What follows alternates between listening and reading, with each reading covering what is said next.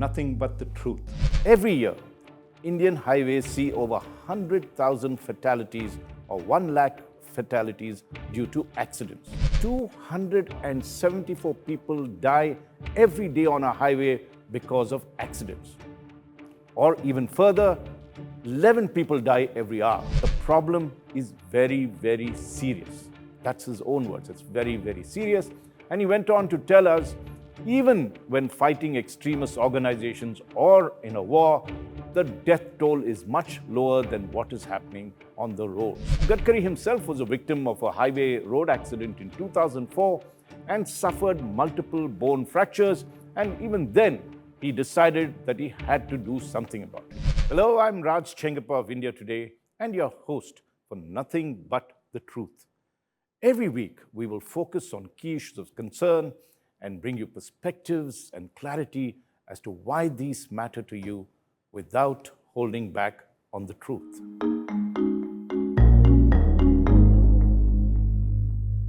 Let me begin with an alarming fact. Indian highways are among the most lethal in the world when it comes to accident fatalities. Here are some startling figures. Every year, Indian highways see over 100,000 fatalities or 1 lakh fatalities due to accidents. Now, if you break that figure down, it means that 274 people die every day on a highway because of accidents. Or even further, 11 people die every hour. And by the time you finish listening to this episode, 5 more people would have died in such accidents on the highway. That is an untenable position. Now, though the national and state highways constitute only 5% of the total of 6.3 million kilometers of road length in the country, they together account for as much as 60% of the deaths because of road accidents. So keep that figure in mind. National and state highways constitute only 5% of the total road length in this country, but they account for 60% of the deaths caused in road accidents. Now, when we interviewed Nitin Gadkari, who is the Union Minister of Road Transport and Highways, that is India Today, interviewed him, he had admitted that, and I'm quoting him, the problem is very, very serious. That's his own words. It's very, very serious. And he went on to tell us, even when fighting extremist organizations or in a war, the death toll is much lower than what is happening on the roads. In fact, road accident deaths are among the top killers in India, up there with major diseases. That's what Gadkari told us. Now, Gadkari himself was a victim of a highway road accident in 2004 and suffered multiple bone fractures, and even then, he decided that he had to do something about it. Because apart from the human suffering these accidents cause, it's very sad to lose someone's near and dear ones in an accident, as well as if they're injured seriously and probably crippled. That is something that none of us want any of our close relatives or people that we know. There is that suffering, and there is a tremendous financial loss for the country. A study done on the socio-economic costs of road accidents by the IIT in Delhi, and this was in 2020, just before COVID actually set in, estimated that India loses something like 3.14% of its GDP because of road crashes. Now, if you take that amount, that's close to rupees 9 lakh crores annually, which could fund several, not just our health budget, but several other programs that are there. This is because most of the victims who fall prey to accidents are in the working age group of 18 to 60, which is their prime productive age, and their death or injury entails loss of not only productivity, but besides that, the cost of treatment and medicine. So keep that in mind, that not only is there human suffering, there is a huge loss to India's GDP, and something has to be done. Now, in June this year, after resuming charge as once again the Minister for Roads and Highways, Minister Gadkari, in a meeting with senior officials, reiterated that India was committed to meet the global target of reducing road crash deaths by 50% by 2030. That's 6 years from now. But it's going to be difficult to meet the target unless drastic action is taken. So in this episode of Nothing But the Truth, let us look at why Indian highways are among the most lethal in the world and what can be done to save our lives. There are, in fact, 5 major factors which new research has shown which is responsible for road crashes and fatalities on Indian highways. The first is we all have to blame for those who drive vehicles or ride motorbikes. There is a terribly bad road sense of Indian drivers. And this is, we overspeed, we drive on the wrong side, and we commit a whole lot of other violations with absolute abandon. Now, the problem of that comes to the second major cause of fatalities in this country, and that is the lack of enforcement both in the domain of providing licenses, which is very important to check who's a good driver and ensure that only those that pass the test come in, and in failing to levy very heavy penalties for violations as is done abroad. The third is poor road engineering, including exposed concrete structures, extended drainage walls, missing crash barriers on highways, very poor curb design, and other obstacles. And the fourth, and I'm listing, I've told you 3 of them earlier as to what causes fatalities on highways. The fourth reason is there is inadequate vehicle safety measures. And this is, lack of airbags or what they call optimized vehicle body engineering to reduce crash impact. Many of the good cars have that, so that even if there's a crash, it doesn't come and harm you as much as if there are no such measures. And the fifth, and this is one of the most critical things when an accident happens on the highways, is the completely woeful lack of speedy access to treatment of accident victims and inadequate trauma care. Now, all accidents, particularly if they're severe, require very specialized trauma care, and we don't seem to have that. So, having laid down the 5 reasons, now let's take each of these reasons and see what needs to be done to make our highways safer. The first and the foremost important cause, as I mentioned, for road accidents on the highways are reckless drivers and lack of enforcement by transport officials to penalize such drivers. Now, when we spoke to Minister Gadkari, he says, India has one problem which other parts of the world do not have. There is neither respect for the law or the roads, nor fear of the law.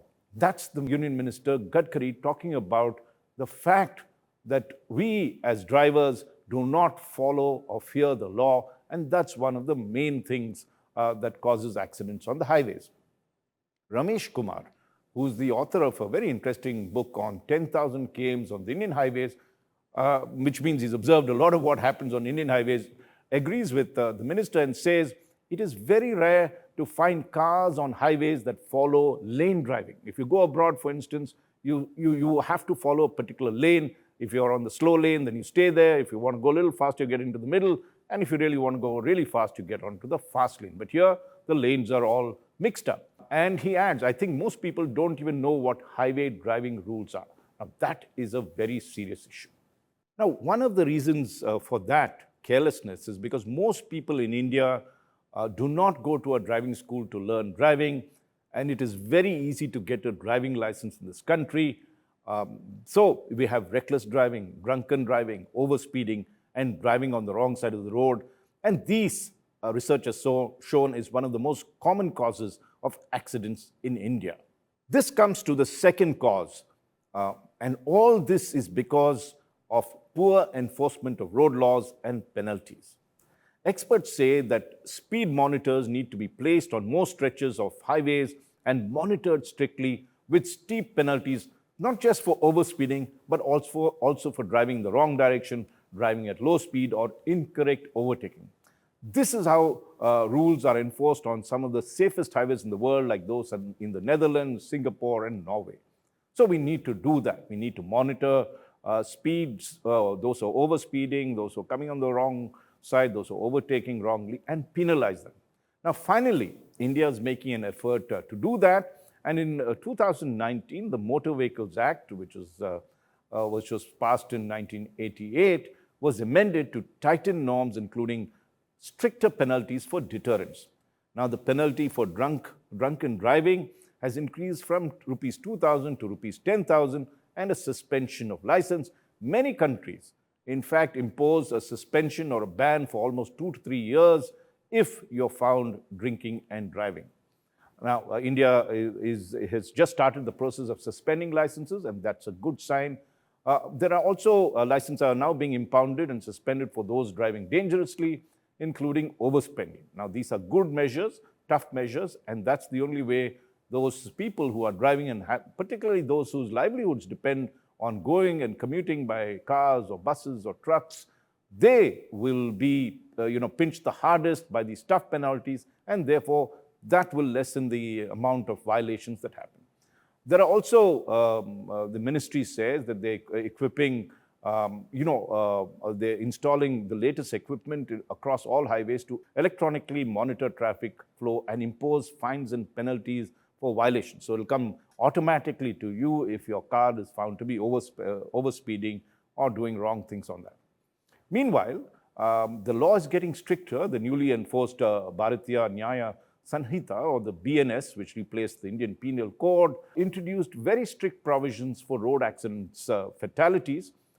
For rash and negligent driving that causes death in accidents, the imprisonment term has increased from 2 years to 5 years. So if anyone who's found rashly driving or negligently driving, causing an accident that kills a person, they would get now 5 years imprisonment rather than 2 years. So these are good moves to dissuade people from taking the highways casually. Now let's get to the third major cause of accidents, highway accidents, and that is bad road engineering. This was something that was neglected for a long time. And when Minister Gadkari first took charge of the Union Transport Ministry in 2014, he immediately made road safety audits of all the national and state highways mandatory. He went on to task the National Highways Authority of India, which is the apex central government road agencies, to monitor, manage and develop highways, and asked the NHAI, as it's called, to identify accident black spots and have these rectified on a time-bound basis. The results were an eye-opener when they came out 2021 for the first time. Now, the NHAI, after having done this study, had identified close to 5,352 black spots on highways based on accident and fatality data that was there. What they did was they investigated all the accidents that were there and identified key areas or black spots where most of these accidents happen. Now, out of those 5,000 odd black spots, almost 4,005, the ministry claims has been permanently rectified, and the remaining 1,300 are being attended to. So that's a very good sign. And the NHAI says it has spent an estimated rupees 15,700 crores in the past 4 or 5 years to eliminate engineering defects identified in the black spots. What's very, very important, and this is what they've done, is that some of the interventions range from short-term basic measures, such as ensuring that uniform road signs with speed limits appear at regular intervals with night glow paints, to installing crash barriers and lane markings with road studs, and you would have seen that. But really important is the long-term measures. And these include providing bypasses, because if you don't have these bypasses, you get all kinds of regular traffic, city traffic coming into these, and that then complicates the entire position, apart from pedestrians getting in, slow-moving vehicles, and these cause a lot of accidents. So service roads and grade separated interchanges with, very importantly, pedestrians are one of the most, in terms of victims, one of the most number that die in these road accidents. And so now there are pedestrian underpasses and footbridges, particularly foot overbridges, particularly in village roads and others, where earlier people would cross the highway, just to get across to the other side, and no provision was made, and a lot of accidents happened because of that. Meanwhile, and this is very, very important, the ministry has made mandatory that all new highways that are being constructed first get a road safety clearance at the design stage itself before getting approval for the detailed project report. So not only is the ministry, which is very good news, now trying to rectify the black spots. Of course, that survey needs to keep going and finding more and more black spots and correct the engineering defects there. But all new highways that are built are being cleared first for safety before they get clearance in terms of their detailed project report. India is also unique in other respects when it comes to the fourth major reason for the number of fatalities on the highways, which is that many of the vehicles that are made in India have not been made with features to minimize injury to drivers and passengers. Now, one of the problems is the lack of proper fitness certifications and monitoring of vehicles, especially trucks, buses, and cars. And if on many occasions, you've probably seen while you're traveling, there is a tire burst, brake failures, and loss of steering control, and all these end up many times in crashes. Since transport is on the concurrent list, the state government, apart from the central government, it is the state government that issues fitness certificates. And one of the issues is, while it's a brand new vehicle, so the fitness certificate is obviously, they will get clearance for it. There are hardly any follow-ups for vehicle maintenance, barring pollution checks. So after 4 or 5 years, that vehicle could go bad. There is no repeat fitness check, which is probably should be done, but is not being done. So that to ensure that these kind of vehicles that have problems in terms of ball tires, in terms of brakes that are not working properly, these are checked before fitness certificates are issued again for them. Now, manufacturers too are selective about equipping vehicles with higher safety features, such as airbags, or designing vehicle bodies to lessen the impact of a crash, which I mentioned earlier, including fire-resistant material, because fire bursts or vehicles catching fire is one of the major problems that happen in accidents, because petrol is there and they tend to blow up and cause further damage. So fire-resistant material is critical. Now, again, here the Transport Ministry under Mr. Gadkari has in the past few years initiated several steps to ensure improvements in vehicle safety. One of the things they did in 2021 was that they announced that all commercial vehicles like trucks, buses, and taxis have to be scrapped once they are 15 years old, and private vehicles once they turn 20. I knew when he imposed that, there was a lot of grumbling and a lot of protests from various people, but what is called the end of vehicle life policy, the real motivation was to get old and unfit vehicles off the road, especially on highways, as well as, of course, in cities to reduce vehicular pollution and get manufacturers to switch to engines using less polluting fuel. So you had a twin benefit. If you got these vehicles out, you made them safer, you made the highways safer by having only new vehicles ply on them, or newer vehicles ply on them, and also reduce pollution, in terms of what it was emitting from its tailpipes and other things. So state governments were then asked to make these mandatory, and the process began with government-owned vehicles first, and then to privately owned. And so far, reports say that 17 states and union territories have implemented these norms. A dozen more of these states and union territories have to follow it, and it is important that this is done in a speedy manner. The Transport Ministry has also imposed very strict norms on vehicle manufacturers to protect the occupants of the vehicle in the event of a frontal and a lateral collision. Fitment of front airbags for drivers was made mandatory from 2019 onwards. And what those crash bags or the airbags do is, when an accident happens, they open up and cushion the driver's body or the co-driver's body, because there is a tendency to be thrown, with amazing sort of force, not amazing, but really tremendous force forward that could seriously injure anybody and even cause death. So that's one of the big things that the Transport Ministry has done. And Minister Gadkari has also pushed for 6 airbags to be installed in cars to protect the backseat passengers too. A lot of the backseat passengers die because they also flung in this manner. But manufacturers were initially reluctant, as it would push up costs, but this is something that needs to be done. Meanwhile, there is also very important developments that are happening in terms of other parts of the car or bus or truck, which is the fitment of safety technologies, including, if you check your car, anti-lock braking systems. These are the more modern techniques, and these have been made mandatory for all four-wheelers, besides seatbelt reminders for driver and co-driver. If you don't put on your seatbelt, you can hear that ping, ping, ping, ping going. So you're forced to wear that. And of course, overspeed warning systems, reverse parking sensors. That's one of the real problems when you're reversing, that you are not aware of what's happening. And manual override for central locking of doors. That's very important. If there's an accident, to pull out someone, if the doors are locked, you're not able to save the person. So vehicle engineering is one of the things that need to be focused on. Some action has happened, but a lot more has to be done. Now let's come to the fifth and the final, there are many other reasons, but the fifth and final reason that we would analyze in terms of why highway accidents have gone up phenomenally and the fatalities have gone, is the lack of ambulances to transport victims of accidents on the highway, and also, unfortunately, a woeful lack of specialized trauma care centers. Because the injuries that they face require specialized care. That is a major lack. Now, when you take a look at the accidents itself, there is what is called a golden hour, by which road accident victims with injuries should seek medical help to avoid fatalities and permanent disabilities.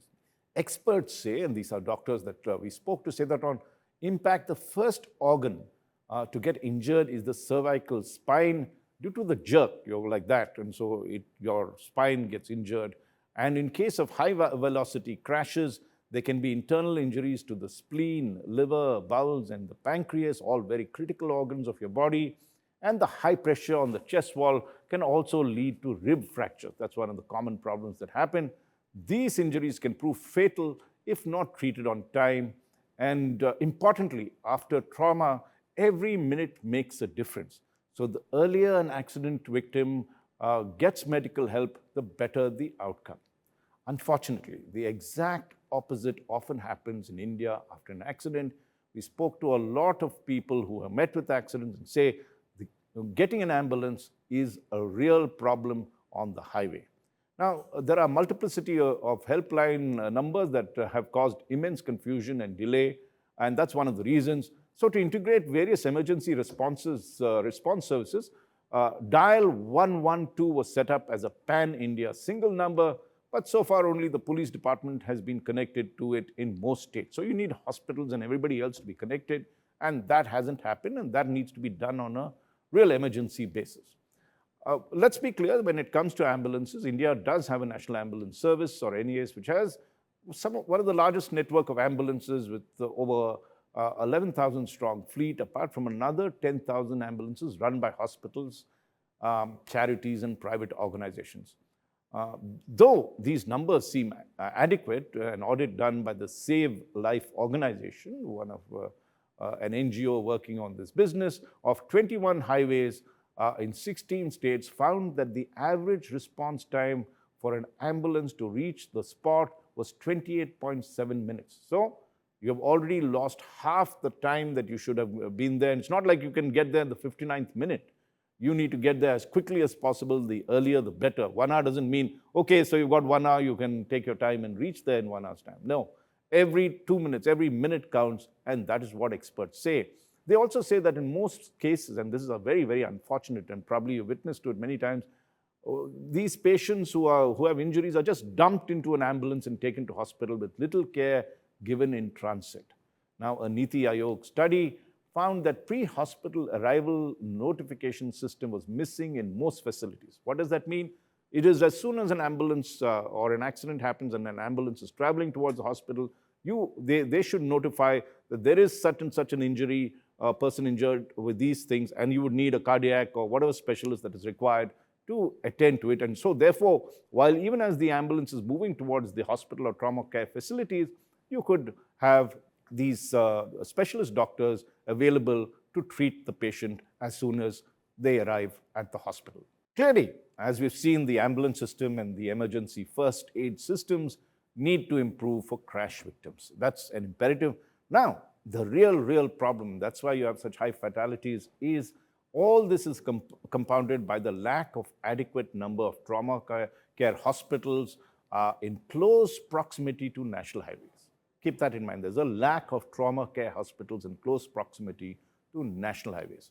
Now, in 2007, that's close to 17 years ago, a national program was launched to construct a pan-India trauma care network in government hospitals to ensure that no road crash victim has to be transported for more than 50 kilometers, for which a trauma care was to be designated every 100 kilometers.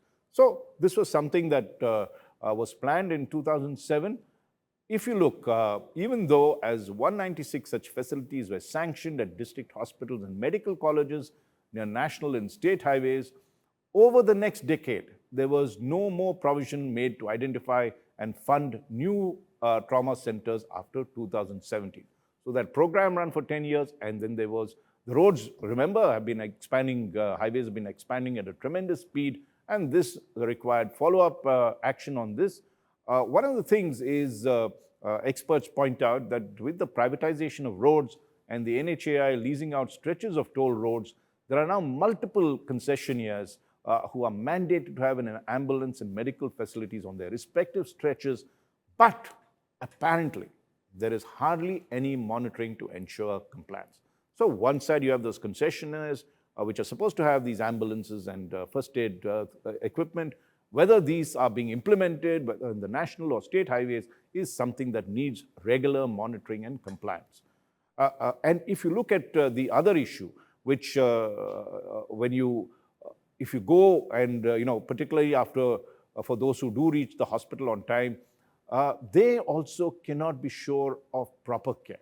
Now, experts say there is a huge discrepancy in the quality and availability of emergency care equipment in the country. Surveys have showed that critical life-saving equipment was not available in 45 to 60% of the hospitals, and that's a very important thing. And while 50% didn't have an in-house blood bank, you lose a lot of blood and you need emergency transfusions. So both in terms of critical life care equipment to save patients who are coming in, as well as in-house blood banks to get blood on an emergency basis, almost 50% of them don't have it. Now that situation has to be rectified on an emergency basis. That's there. So we've been through the entire key issues that are there, which makes highway fatalities among the worst in the world. And ultimately, to sum up, the union and state governments, along with the private sector and NGOs, have to work together, apart from all of us who drive cars, to overcome all challenges to safety on the highway, and to ensure that India sheds the ignominy of being the global capital of road or highway deaths. That is something we need to put a quick stop to. For a more in-depth report, do read India Today's cover story on the subject, written by my colleague Sonali Acharji, with inputs from Abhishek Dastidar. Thank you for listening to this episode of Nothing But the Truth. I'll look forward to having you with me next week. Nothing but the truth.